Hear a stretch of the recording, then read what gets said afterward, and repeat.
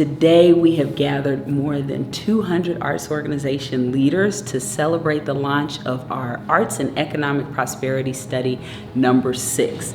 This is the study where we capture the economic value of the arts and culture sector in the St. Louis region.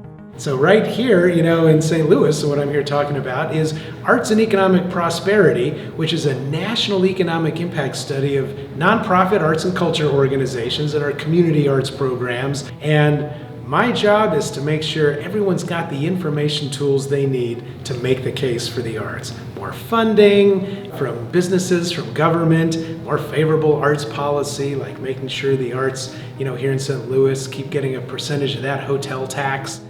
Ask any legislator what their 3 priorities are. They'll tell you, jobs, jobs, and jobs.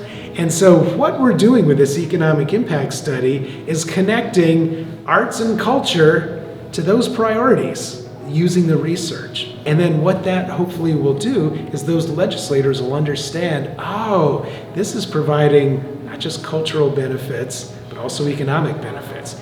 This study is the one that you hear quoted. $600 million in economic activity, 19,000 jobs, 12 million people come to our community for arts and culture. So it demonstrates how arts and culture makes a difference in our economic development and how we are ensuring that not only people are having a good time, but our cities are thriving.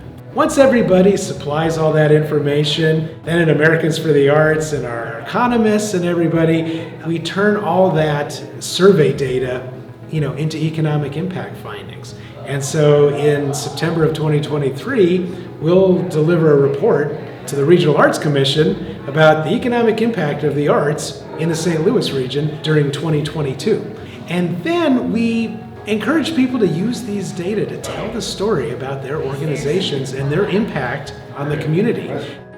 Arts organizations in our community can use this study for their board members, for their patrons, for their staff to understand the impact that they're having. Many of our creatives like to focus on the art that they're making, but what's amazing about our community, the arts and culture community, is that we're making an economic difference. And to tell patrons, when you support this theater, when you support this museum, when you support this festival, you're supporting jobs, you're supporting your neighbors. And being able to put numbers to the story is really important, and this study does that. We are working with organizations like the Regional Arts Commission to really dig deep into the community to find where is the art happening, where is that social impact work, where are the artists intersecting with the community. So that makes this the most comprehensive, the most inclusive survey of its kind so far. We want to diversify RAC's revenue funds. So we currently get 98% of our revenue from hotel motel sales tax.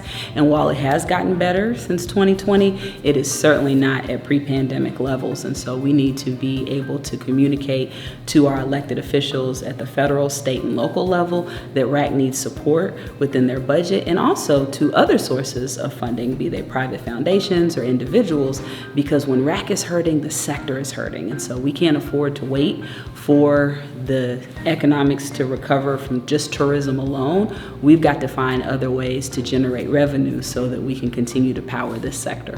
When we invest in the arts, we're not investing in some black hole of goodness. We're investing in an industry that gives back to the community, jobs and government revenue. The research shows the arts provide both cultural and economic benefits. And everybody benefits. We're not just talking about, this is great just for artists, or this is great just for arts organizations.